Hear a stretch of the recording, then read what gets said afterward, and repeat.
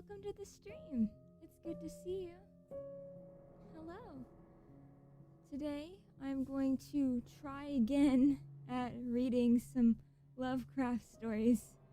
The last time I tried, everything broke and I had to cancel the stream. Funny story with that.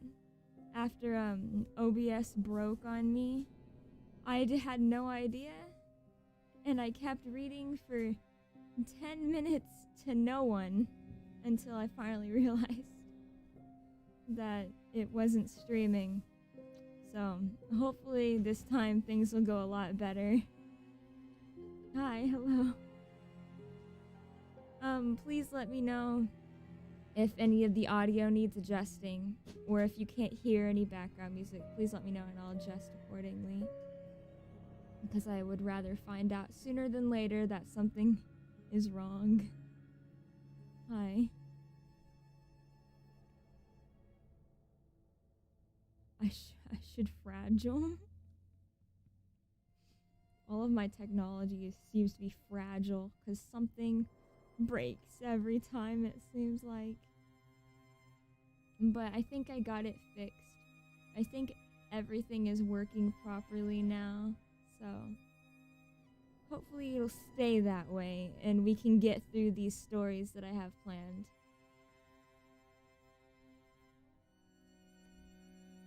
I want to read, let's see. Let me see if I can pronounce these. Dagon and Nyarlathotep, I think. Nyarlathotep. I'm probably mispronouncing the heck out of that, but can you really blame me? Eldritch creatures are impossible to pronounce anyways. Hi, welcome to the stream. It's so good to see you again. Hopefully this time it'll work way better. I'm glad y'all are here. This is gonna be really fun. So, these two are pretty short stories, so I don't see this stream lasting too long, but that's okay because I want to break up this series into bite-sized pieces. Cress, hi! Hi, it's so good to see you. I hope your stream was fun. You were playing Phasmophobia, if I believe. I love that game so much. We should play it again sometime. I hope you had a good time with your stream. Hi. I'm going to, since these stories are pretty short, I'm going to read a full story without stopping. And then I'm going to give commentary after that short story since it's only a few pages long. So, that's my plan. Hi! I'm glad you had fun on your stream. Hello, I don't recognize you. Welcome to my stream. I hope you have a fun time here. And I hope you enjoyed the stories I have picked out for today.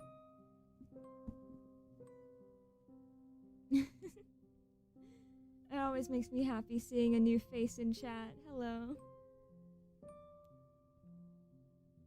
I'm sure Howard is gonna get pretty upset when he finds out you've been mispronouncing his OC.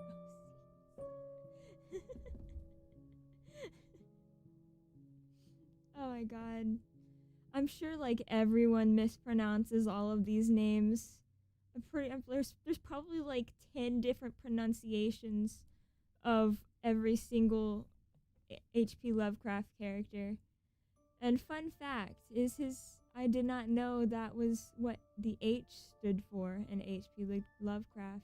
Is that what the H stands for? I need to do my homework. I am very uninformed, which is ironic considering what I am. So, since it's already been 10 minutes, I'm gonna go ahead and start. The first story is Dagon.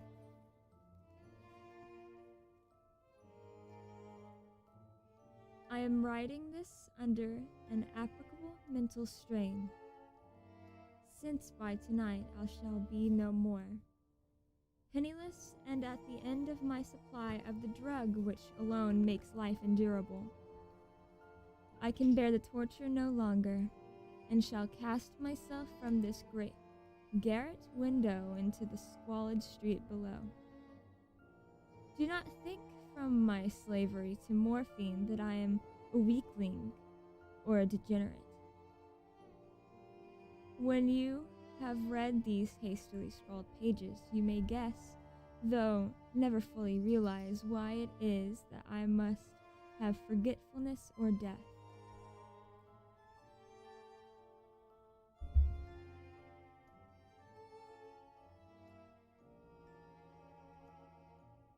Let me adjust the sound real quick. Thank you for letting me know. I hope that's a bit better. Hewlett Packard. Ooh, that sounds fancy. Thank you.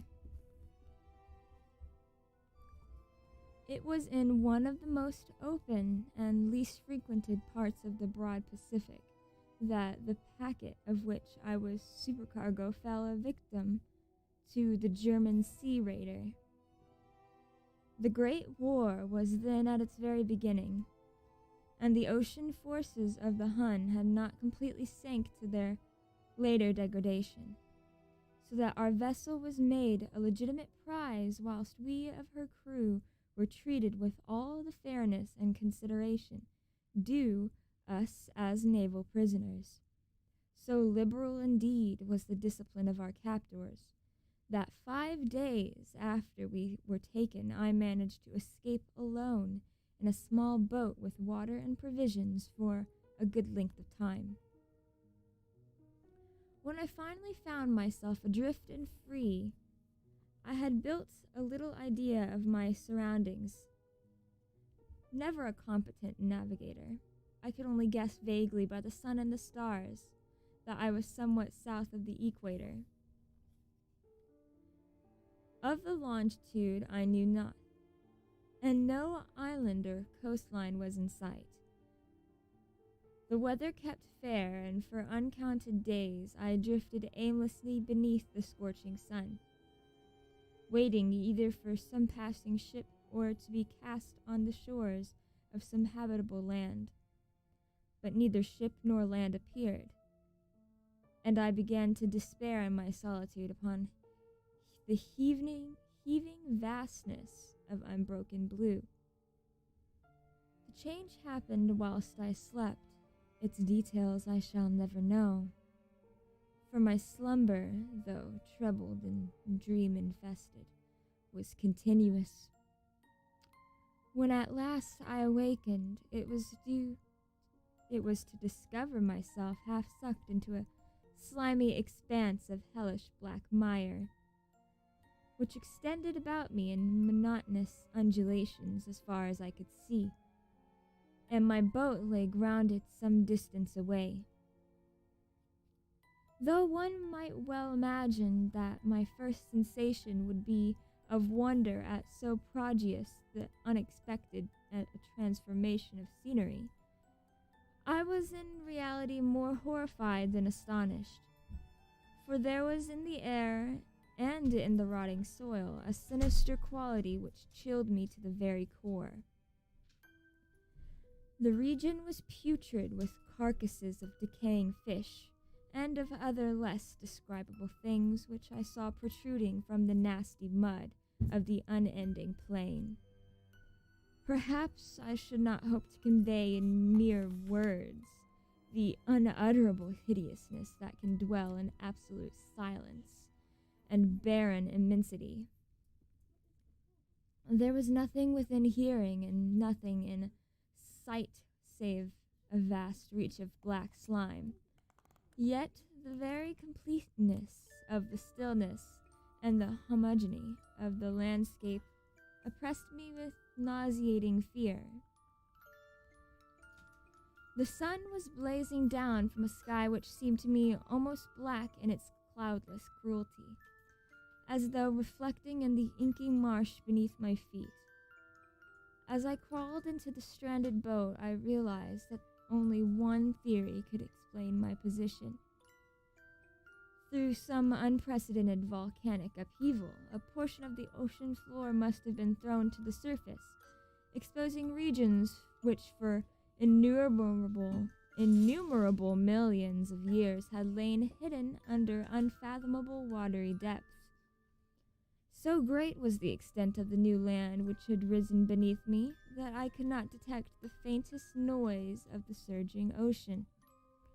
I strained my ears as I might, nor were there any sea fowl to prey upon the dead things.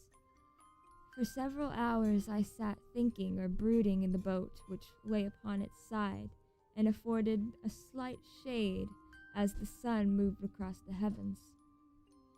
As the day progressed, the ground lost some of its stickiness and seemed likely to dry sufficiently for traveling purposes in a short time.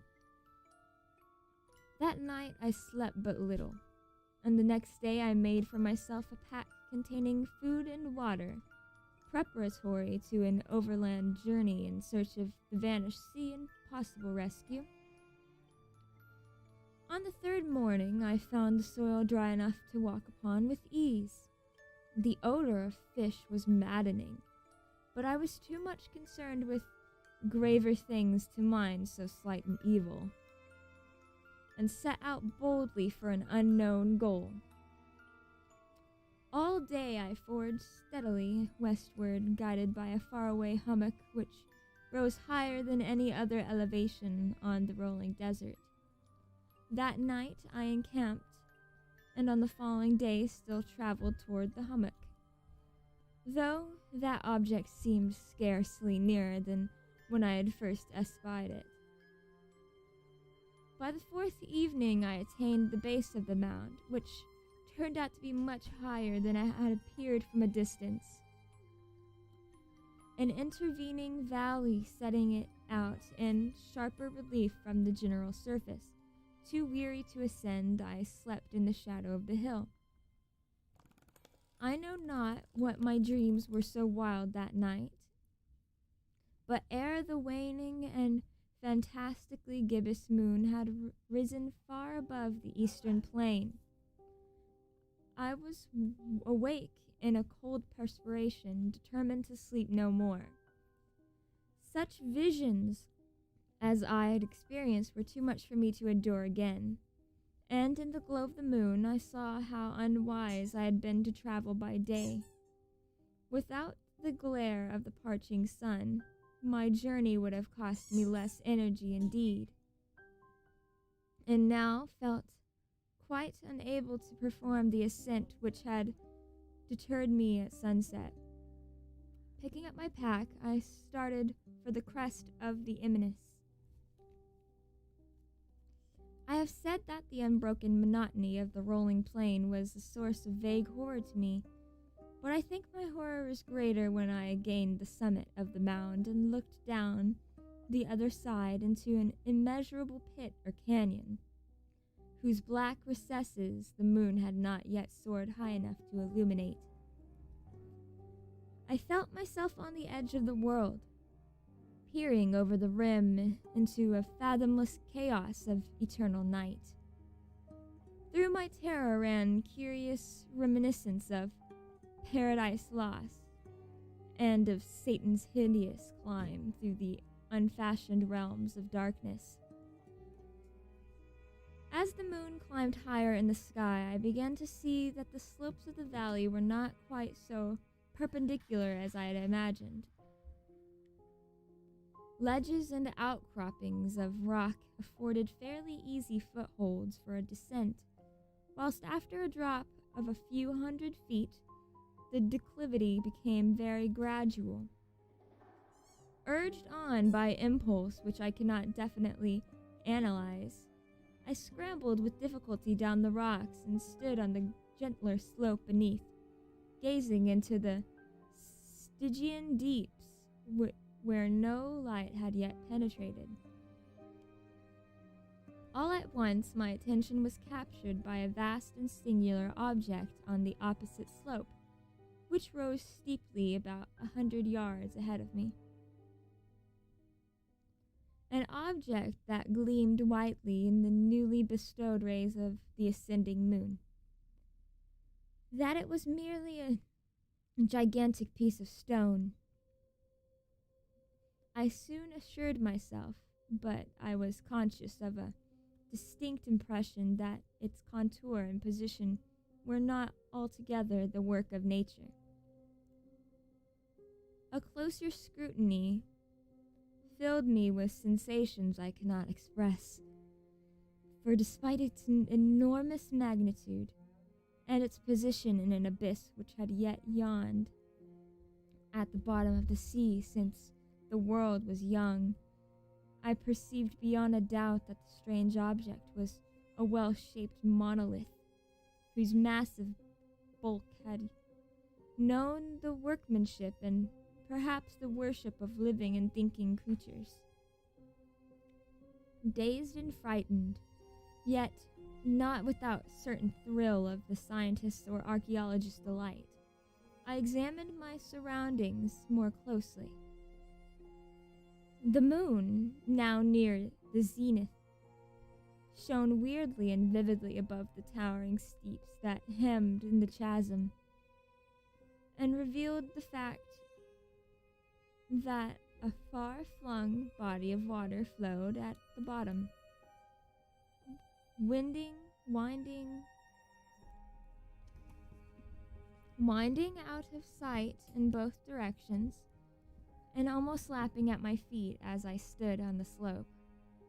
Across the chasm, the wavelets washed the base of the cyclopean monolith, on whose surface I could now trace both inscriptions and crude sculptures.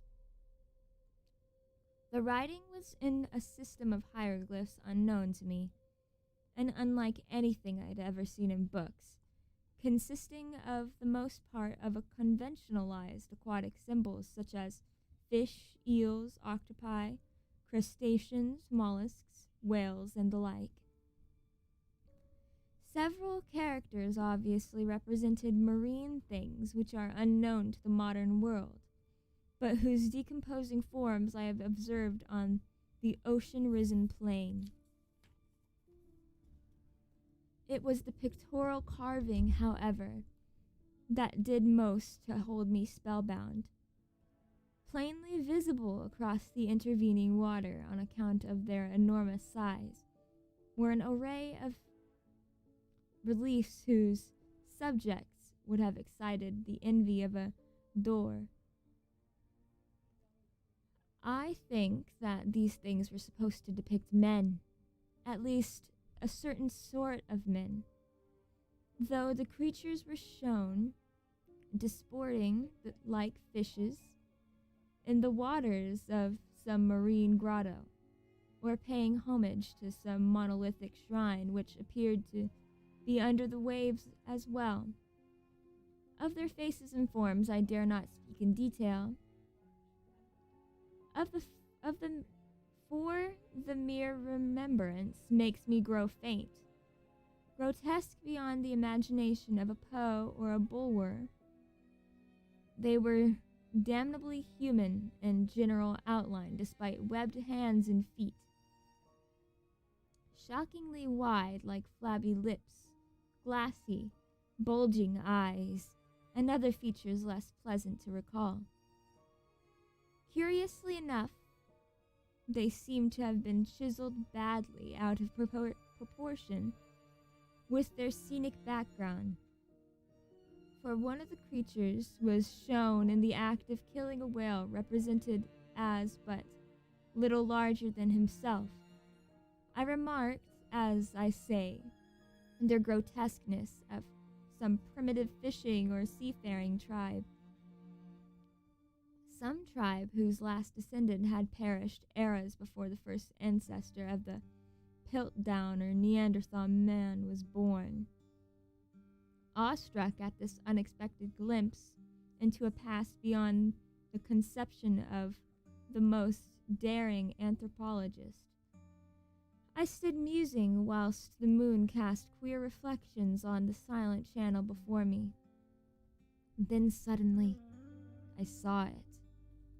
with only a slight churning to mark its rise to the surface. The thing slid into view above the dark waters, vast, Polyphemus-like, and loathsome. It darted like a stupendous monster of nightmares to the monolith, about which it flung its gigantic scaly arms, the while it bowed its hideous head and gave vent to certain measured sounds. I think I went mad then. Of my frantic ascent of the sloping cliff, and of my delirious journey back to the stranded boat, I remember little. I believe I sang a great deal and laughed oddly when I was unable to sing. I have indistinct recollections of a great storm some time after I reached the boat. At any rate, I knew that I heard peals of thunder and other tones which nature utters only in her wildest moods. When I came out of the shadows, I was in a San Francisco hospital, brought thither by the captain of the American ship which had picked up my boat mid-ocean. In my delirium I had said much, but found that my words had been given scant attention. Of any land upheaval in the Pacific, my researchers knew nothing, nor did I deem it necessary to insist upon a thing which I knew they could not believe. Once I sought out a celebrated ethnologist. I amused him with peculiar questions regarding the ancient Philistine legend of Dagon, the fish god. But soon perceiving that he was hopelessly conventional, I did not press my inquiries. It is at night, especially when the moon is gibbous and waning, that I see the thing. I tried morphine, but the drug has given only transient surcease, and has drawn me into its clutches as a hopeless slave. So now I'm to end it all, having written a full account for the information or the contemptuous amusement of my fellow men. Often I ask myself if it could not have all been pure phantasm, a mere freak of fever as I lay sun-stricken and raving in the open boat after my escape from the German man of war.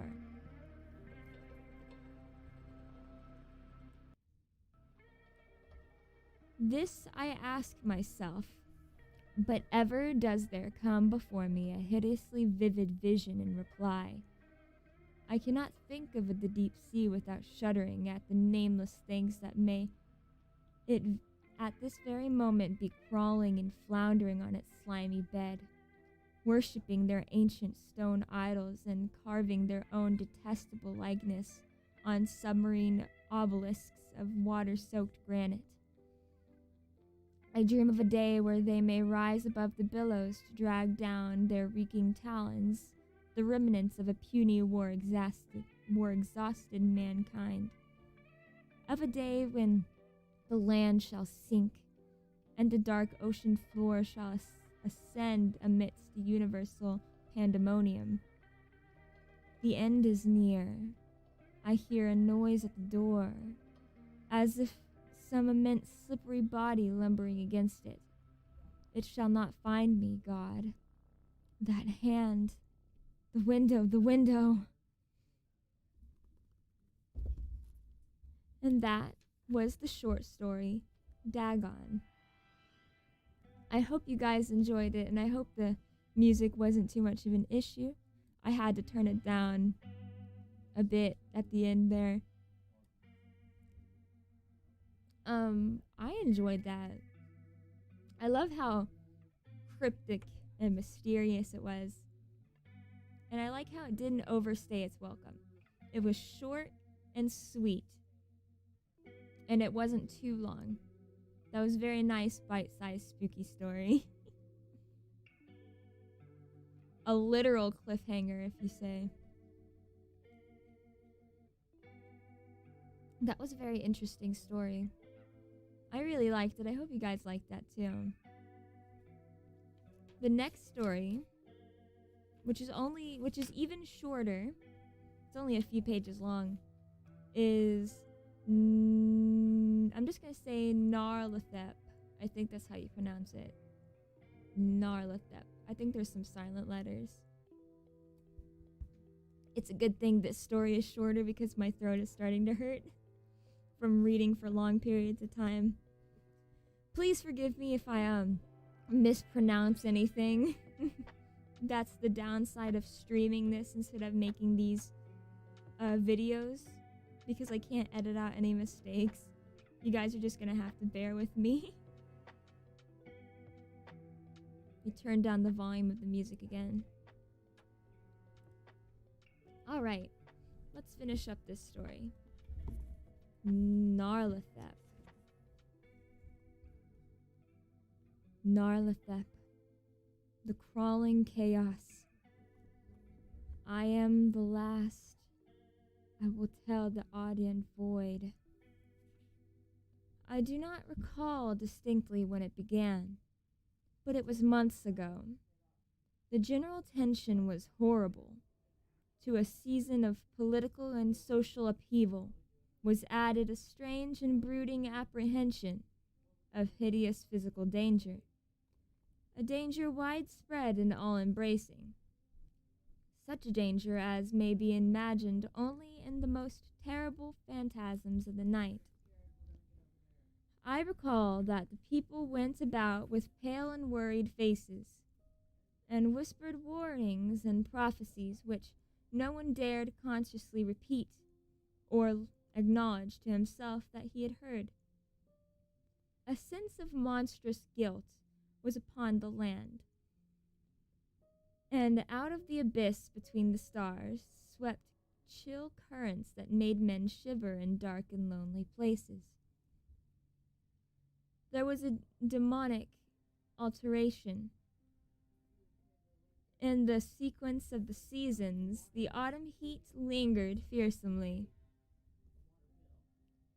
and everyone felt that the world, and perhaps the universe, had passed from control of the known gods or forces to that of gods or forces which were unknown.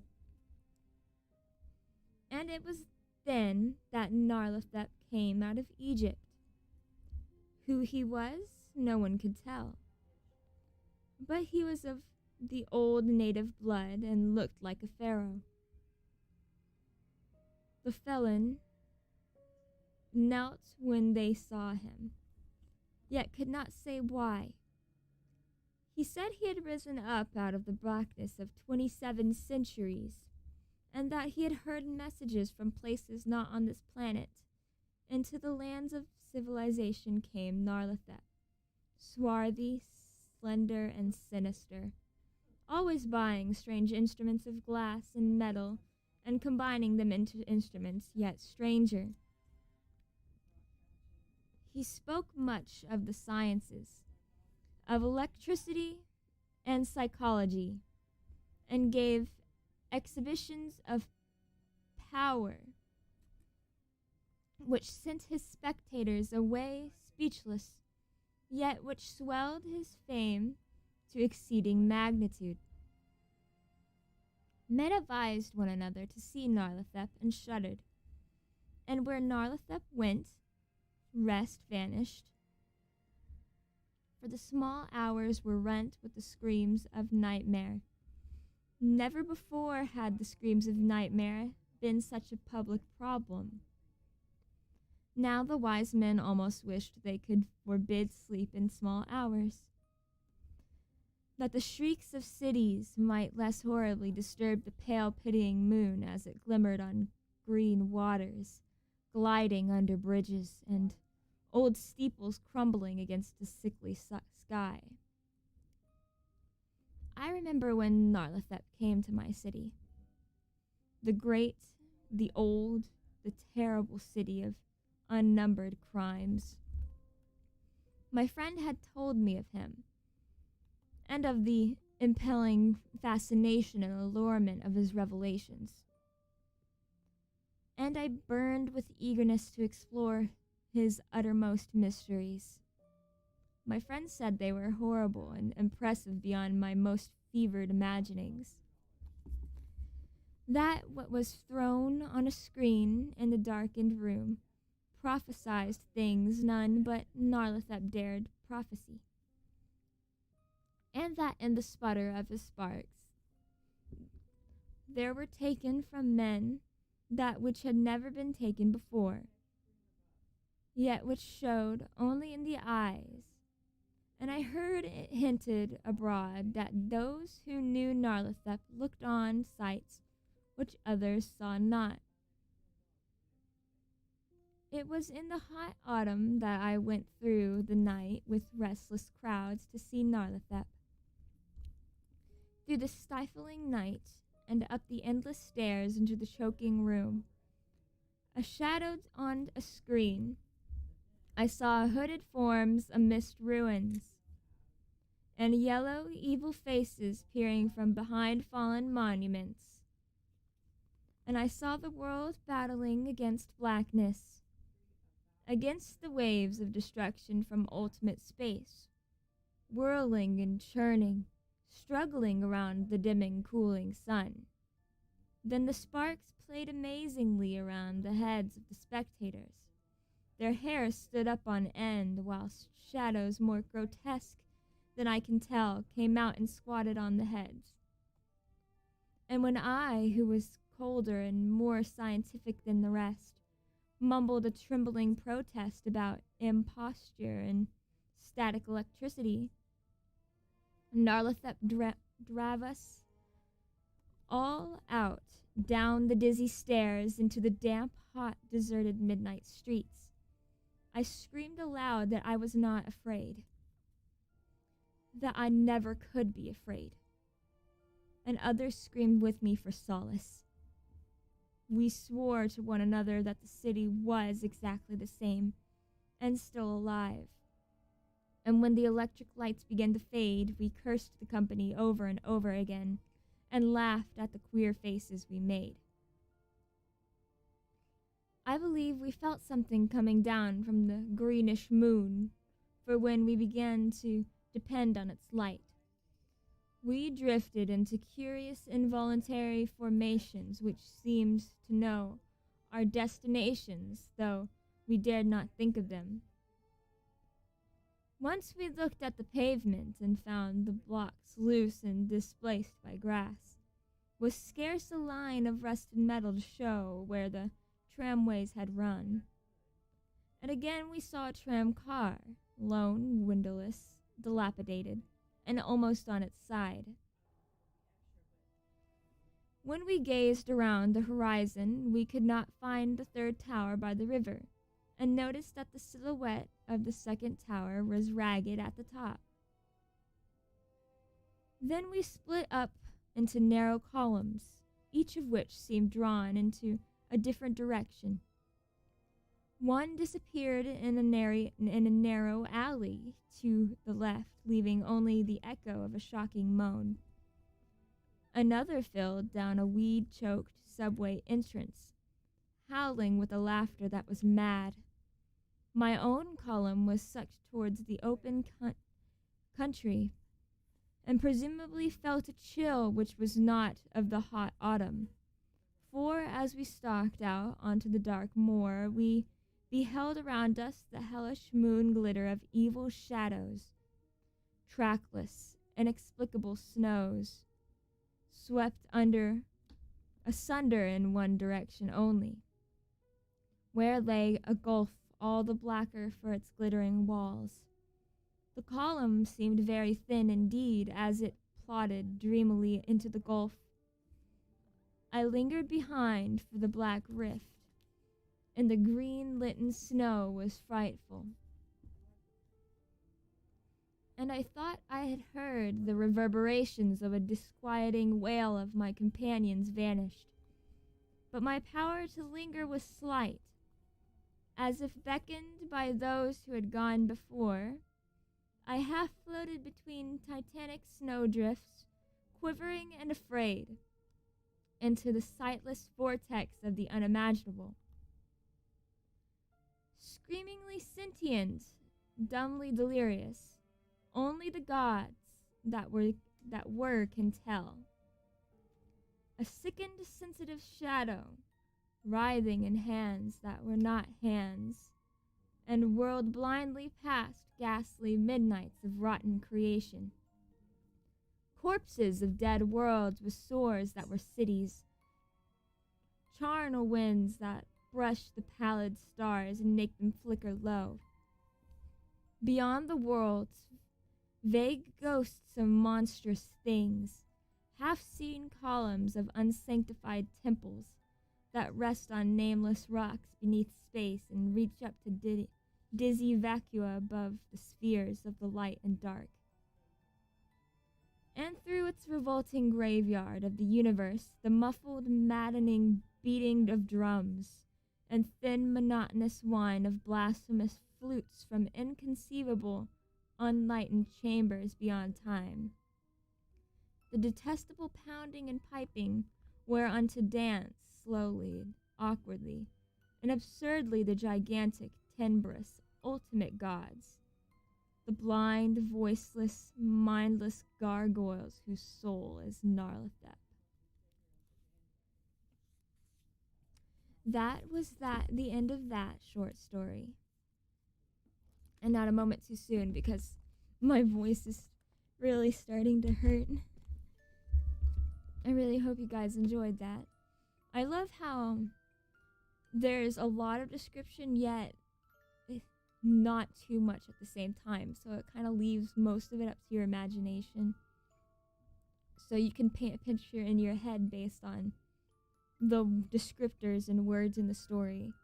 I think that's really cool, and I think it uses a lot of really cool descriptors and stuff like that. I really enjoyed that. These are definitely my kind of stories, and I'm really excited to read more for you guys. Hopefully next time I can go longer. That was deep and thought-provoking for sure. I love how that it's that way with like a lot of classical books and stuff. But unfortunately, they don't have you reading Lovecraft in school. That would be awesome, though. I wish my school had me read Lovecraft. That would have definitely made me more engaged in the readings for that day. Before my voice breaks entirely, I'm gonna go ahead and end this episode here. Thank you guys so much for joining me for these stories, and I'm really glad that it didn't break on me this time. I really hope you guys enjoyed this as much as I do. Definitely look forward to more in the future, because I'm definitely gonna like read through this entire book for you guys eventually. Goodbye. I'll see you guys next time.